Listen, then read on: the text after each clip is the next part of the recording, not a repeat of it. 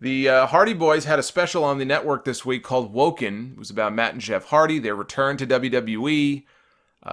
They had a lot of footage from the Global Wrestling Network, I believe it's called. A lot of Impact footage. It's very surreal to see all of this old TNA footage airing on the WWE Network, but I think it's cool. And so all they do is they put a little, logo for GWN in the corner just to plug it.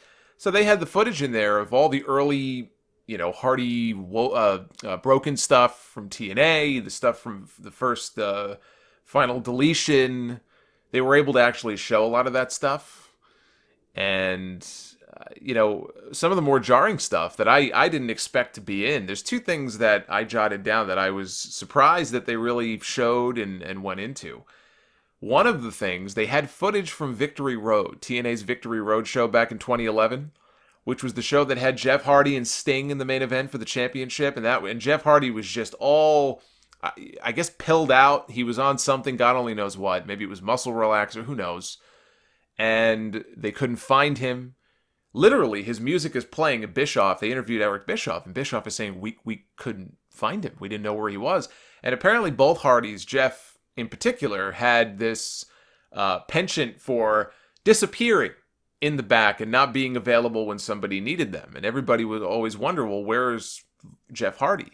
And Jeff even said he would find new places to hide so nobody could find him. So put yourself in the position of an Eric Bischoff or a Dixie Carter or somebody like that. If you're trying to run a show and one of your top stars, you can't find them, or there's a segment coming up and you can't find them. Apparently Jeff found this amusing. I could see where somebody like Bischoff would be pissed off and say, this is unprofessional, this is ridiculous, what's wrong with this guy? So now you've got a pay-per-view main event. You're a champion. I think Jeff was the champion at the time, but his music is playing and he's supposed to come out. Nobody knows where he is. All of a sudden, Bischoff says he looks off to the side and he sees Jeff literally having to be helped out to the ring before he walks through the curtain. Now, I talked a lot about this at the time and what a disgrace it was that TNA even allowed him to go out there. It was interesting hearing Bischoff's perspective on it here. He was put in a no-win situation. I still feel the same way, that you cannot allow somebody like that to walk out there in that condition. And it's not as though, even though Bischoff looked over just as he was about to go out and saw that he was being helped, and so what do? The guy is literally about to walk through the curtain. You've got to make a split-second decision. No, people knew he was fucked up earlier in the day. They should have put their foot down and made a decision hours before the show even started. That's on TNA. I mean, all these years later, I maintain exactly what I argued back then. That was an absolute disgrace that they even allowed him to go out there. But he goes out there. Bischoff now is looking at this going, I gotta make a decision here. And they actually show Bischoff coming down to the ring. And what's great about this, they have subtitles. Because Bischoff walks over to Jeff Hardy and says something to him, but we can't hear what he says. He walks over to Sting, says something to Sting. We can kind of read his lips, but we can't really hear what he's saying. Well, they actually put captions here. Now we know exactly what Bischoff was saying to them. Bischoff walks over to Jeff Hardy. He tells Jeff, it's going to be a Stinger Splash, Scorpion Death Drop, and you're out of here. And I'm not even sure Jeff really processed what he was saying. He was sort of like, okay. And Bischoff then goes and walks over to Sting, and he tells Sting, take him out. I just called it. I'm watching this, I'm like, man, this is like a mob hit. It's like something out of the Sopranos. Sopranos level shit here. Take him out. Bischoff was more Gotti than Travolta was in that crappy new movie that just came out. So it was cool to finally be able to kind of get a look inside exactly what was being said and what was going on. Of course, Jeff stalled. He was, pretending he was going to throw his shirt out into the crowd. He kept stalling and stalling and stalling. And finally, Sting basically just grabbed him and gave him a Scorpion Death Drop. And Jeff tried to kick out. He tried. Sting did his best to hold him down. He pinned him, and easily probably the worst championship match in the history of any wrestling pay-per-view ever. I mean, I'd be hard-pressed to find one worse. I know there have been matches that are even shorter. Probably better, though, because at least it wasn't long. But imagine paying for a pay-per-view to see Sting and Jeff Hardy in the main event, and that's what you get? Sting's walking up the ramp, somebody from the crowd chants, bullshit. And Sting looks out at him and goes, I agree. I agree. That's pretty bad. They really didn't shy away from stuff in this special, which is, I think, what made it so powerful to watch. You did not get the impression watching this, like you do with so many WWE pieces, that they were, sort of revising history in the way that they've done with, even the Monday Night War special. When they do stuff like that, you're getting one side of the story. You're getting the WWE perspective on things. Or you can watch something and you just know, this is bullshit. This is their version of events. This is not how it happened. I never got that impression watching this special. And kudos to the Hardys for allowing it and being so open about it. Because for all the problems Jeff had, and they covered them, Matt was not spared. But the other thing, just to get back to the point I was trying to make, of the two things that really jumped out at me, one was the coverage of the Victory Road stuff in TNA. But there's also, and it's very brief, there's one scene in the documentary, and this is going back many years. This might actually be going back all the way before Jeff left WWE the first time, so 2009 maybe. But they were filming at the Hardy compound, I guess, and you see Jeff. I think it was actually Matt, Jeff, and their girlfriends, wives, whatever they were at the time, walking through a field on the property, and they're all mic'd up. And I guess Jeff either doesn't care or sort of forgot that he was mic'd up and there was a live mic picking up what they were saying. So this is one of those like B-roll shots where they're probably just shooting them to, show them walking through the field. Maybe they weren't shooting really at all and it just happened that everything was on. But he's walking and he's talking to Matt about trading drugs. And someone, maybe it was Matt, passing out from the pain pills. And, I'm like, this is insane. And to the point where Jeff's, again, I don't know if they were married at that point, but his wife, his girlfriend, has to say to him, honey, be careful here what you talk about because your mic is live. It's insane.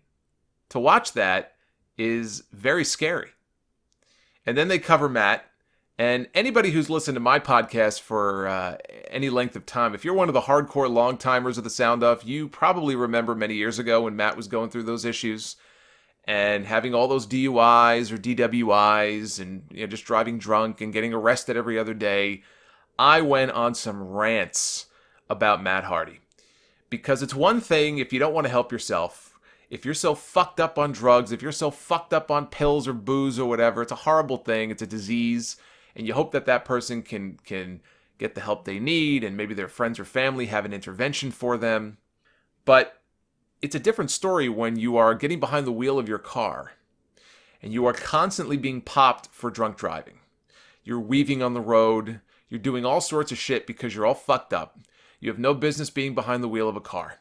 This was not an isolated incident. This was not a one-time thing. This happened, I want to say, at least 3 different times with Matt Hardy. And I just remember talking about it on the podcast and being so pissed off. You're putting other people's lives in danger here. You're putting potentially, children's lives in danger. Well, whether you're a child or not, nobody should have their life snuffed out because some moron got behind the wheel of a car when they had no business doing so and crossed over a median and smacked right into you. Because what always gets me about stories like that, and this happened with Dutch Mantel's, I think his granddaughter. And it's such a sad story, where they get hit by a drunk driver, and they're killed. In a lot of cases, they're just killed instantly. What happens to the driver? What happens to the drunk asshole who got behind the wheel of the car? Not a scratch on them. Not a scratch on them. And it happens way more than it should. And it's absolutely infuriating when I hear stories like that. And at the time, that's what got me about the Matt Hardy stuff. You want to put yourself in danger. If you just want to ignore everybody, dude, do whatever you want. You're a grown man. But don't put other people's lives in danger. You do it once, you make a mistake. To do it twice, to do it 3 times, you're a menace. You're a menace to society. And they cover all of Matt's problems from that time period. They show some of the footage is hard to watch, frankly, because these guys were so fucked up at the time. It's amazing that they're still, not only that they're still here, but that they were able to overcome that and are, back into position having the success that they're having. It's great. It's a great comeback story. But at the time, boy, you go back and watch this old footage, oof, scary stuff. They even show the diner video. I know many of you remember this from many years ago. After Jeff left WWE and he got arrested, he had his own drug issues. He filmed, or somebody filmed him in a diner somewhere, shooting on CM Punk. There was no love lost with CM Punk and the Hardys, and I think it goes all the way back to when WWE had Punk go on television after Hardy left and basically mocked the fact that he got arrested. And I know, Jeff was not happy about that. Jeff put CM Punk over in a very big way. When he left the company in 2009, he stayed late. He was supposed to leave the company months before he did. He stuck around at least a couple of months more just to put over CM Punk. And yeah, it was the company telling Punk to go out and do this, but I guess Punk just felt, okay, this is my job. I have to go out there and I have to say these lines. And, Jeff was offended by this. Like, how dare you? And not just Punk, but the company in general. After what I did for you, and I stayed longer, and I put this guy over, I made him look like $1 million on my way out. This is what you're going to do? You're going to mock me? You're going to make fun of me? Jeff had every right to be upset about that, but in this video, he's clearly fucked up on something. And they showed that video here on this special. They actually showed the video. So I would absolutely recommend that you go watch this. The whole thing is a train wreck, but at least we know, for now, up to this point anyway, hopefully it stays that way, that it has a happy ending.